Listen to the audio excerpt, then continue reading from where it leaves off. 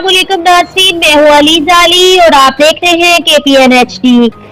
मुजफ्फराबाद यौम यकजहती कश्मीर के मौका पर पाकिस्तान तहरीक-ए-इंसाफ आजाद कश्मीर के सदर और मोस्ट सीनियर वजीर हुकूमत सरदार तनवीर इलियास खान की तरफ से ऐलान करदा 10 मिलियन रुपए शोहदा कश्मीर के लवाहिकीन को अतिया कर दिए गए।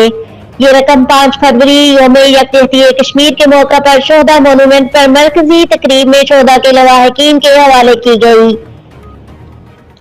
तकरीब में सदर पाकिस्तान डॉक्टर आरिफ अलवी और chief of army staff general Qamar Javed Bajwa भी मौजूद थे, जबकि पाकिस्तान तहरीक-ए-इंसाफ आजाद कश्मीर के सदर सरदार तनवीर इलियास खान से मुंसलिक ट्विटर अकाउंट हैक होने के बाद बहाल करवा दिया गया।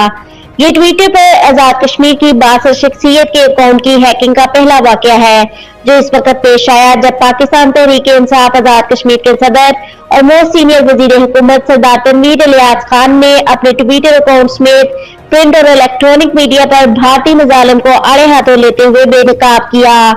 मजीद न्यूज अपडेट्स के लिए देखते रहिए KPN HD।